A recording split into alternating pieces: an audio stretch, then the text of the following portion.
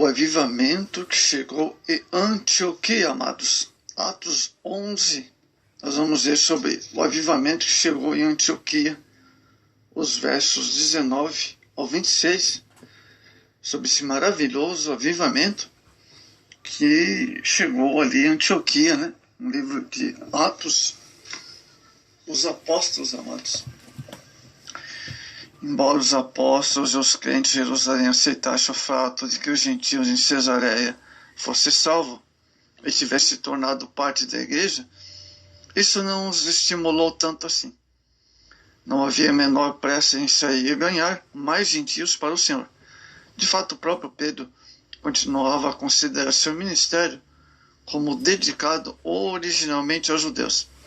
Assim, Lucas dirige nossa atenção, amados, para um novo centro de divulgação, o Evangelho Antioquia da Síria. Amados, Antioquia é mencionado em Atos 2, era uma das 16 cidades que tinham esse mesmo nome. Sem dúvida, a mais importante. Era em tamanho a terceira cidade do Império Romano. Somente Roma e Alexandria, no Egito, eram maiores. Situada às margens do Rio Orontes, cerca de 22 quilômetros do mar Mediterrâneo. Era a capital da província romana da Síria, como veremos adiante.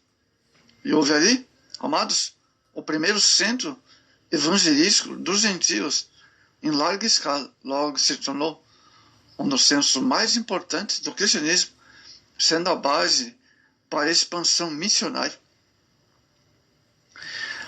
A dispersação gerou avivamento em várias regiões, amados. Atos 11, 19 faz uma conexão com Atos 8, 1.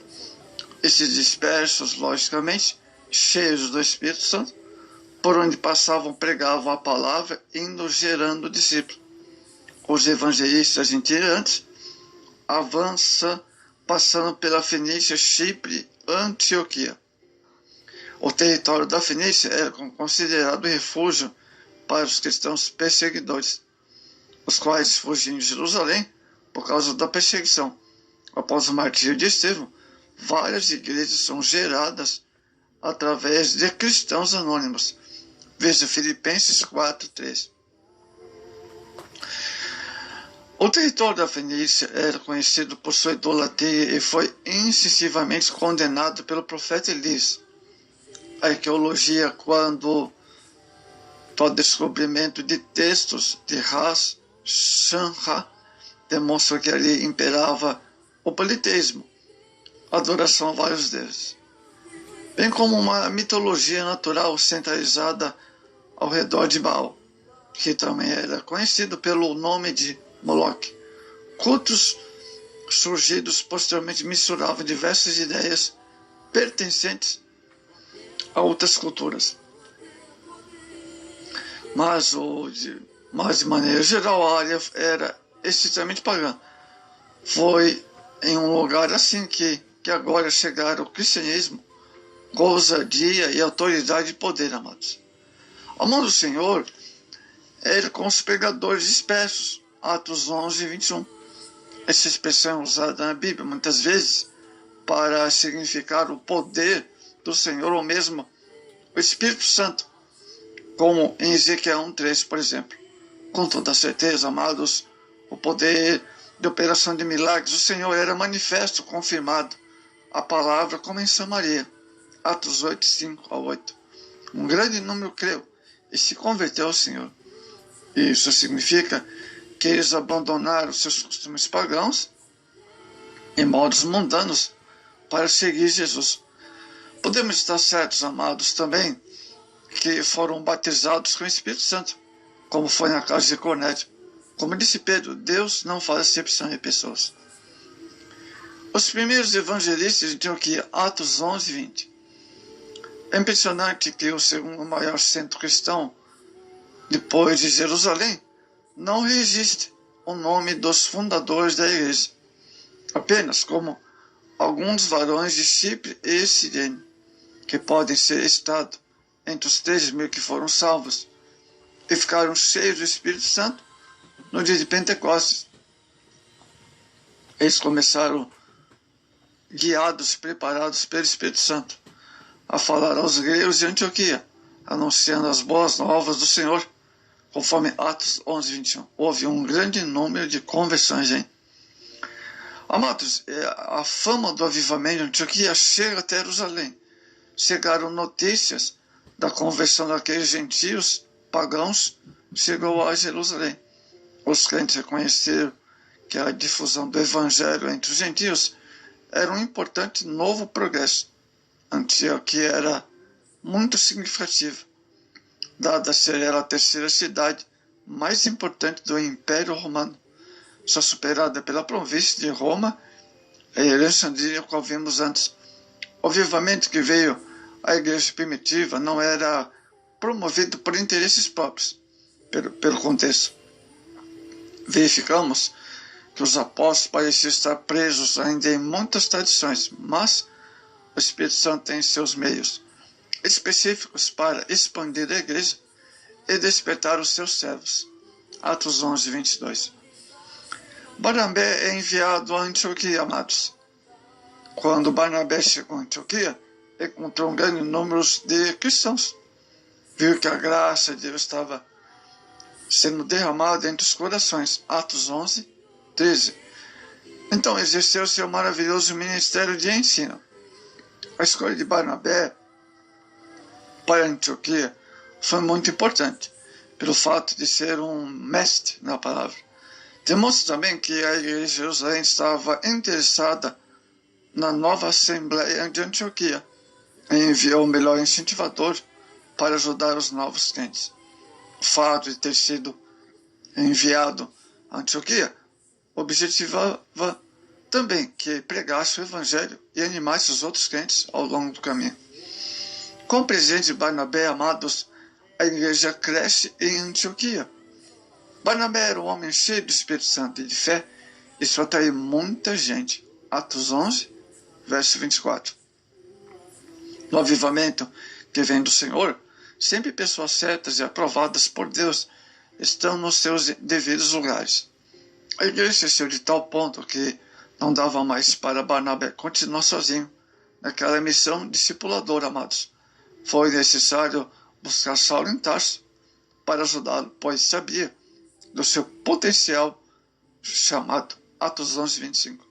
Dessa vez, não foi preciso recorrer a Jerusalém, pois, guiado pelo Espírito Santo, dirigiu-se até Tarso, quando Barnabé encontrou Paulo e trouxe a Antioquia.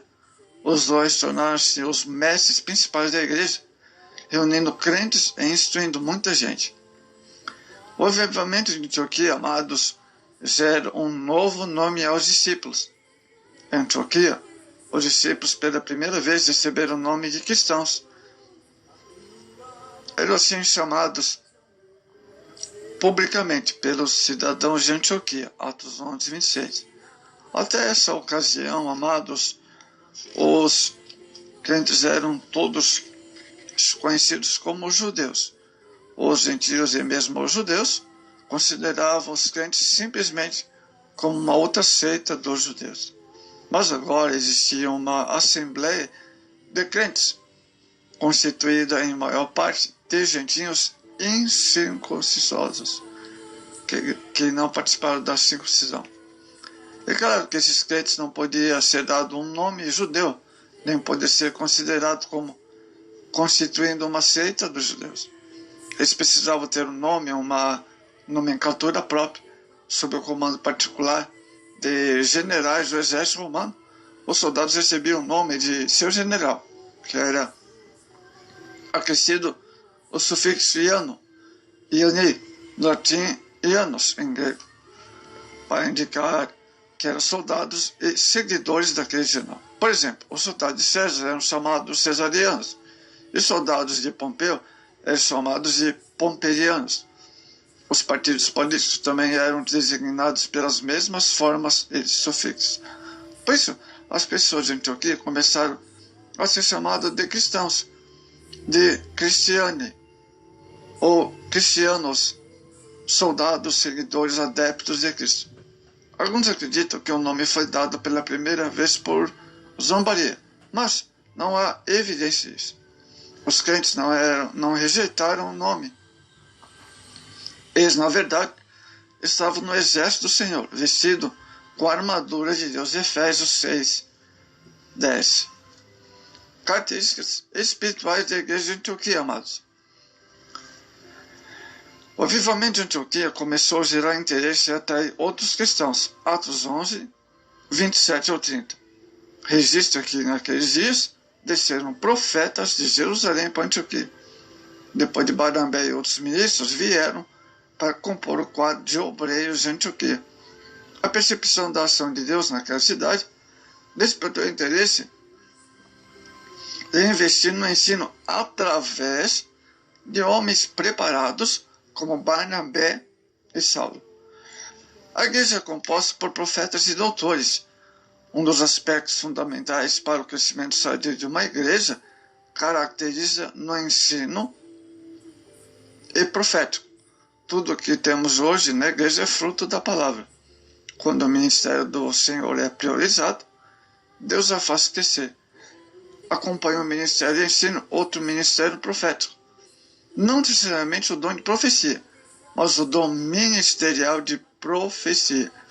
Efésios 4, 11. A igreja servia ao Senhor com oração e jejum. Antioquia era uma igreja que destacava na oração e jejum. Não orava casualmente, mas orava como fruto de um ensino comprometido.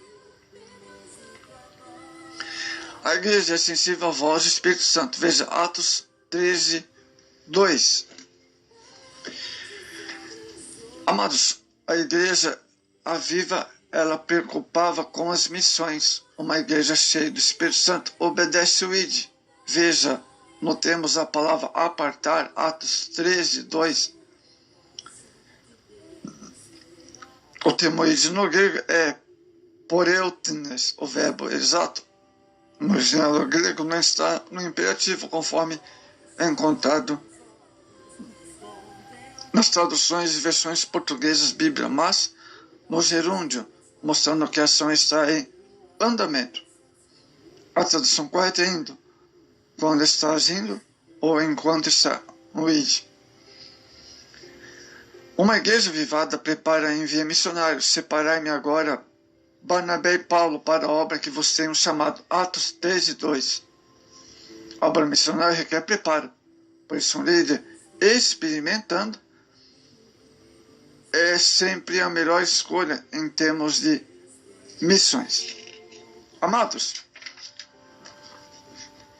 os crentes de uma igreja avivada não se isolam. Em Atos 13, 3, é descrito o culto de consagração. Então jejuando e orando, pondo as mãos sobre eles, os despediram. Nenhum obreiro pode ser independente, no sentido de prescindir das orações, conselhos, apoios de seus irmãos em Cristo. Observe a combinação. Os despediram, enviados pelo Espírito Santo. Em Atos 15, 18, vemos como a igreja deve trabalhar em harmonia com o Espírito Santo.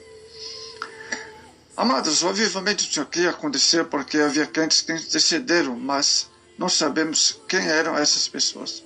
Torna-se evidente que a igreja se destaca-se no envio de obreiros preparados que exerceram um excelente discipulado. Não era uma igreja só de emoções, mas uma ação. Uma grande comissão não era uma grande omissão. Então, graças a Deus pela igreja de Antioquia. Então, amados, a situação em Jerusalém torna-se insuportável por causa das frequentes perseguições. Os discípulos são dispersos para a Judeia e Samaria, exceto os apóstolos. Por onde passavam, anunciavam o Senhor Jesus. Outros foram para a Fenícia, a ilha de Chipre, a cidade de Antioquia, da Síria e Cirene. De todas essas localidades, Antioquia da Síria sobressaiu, tornou-se o mais importante centro missionário do primeiro século do cristianismo. Glória a Deus.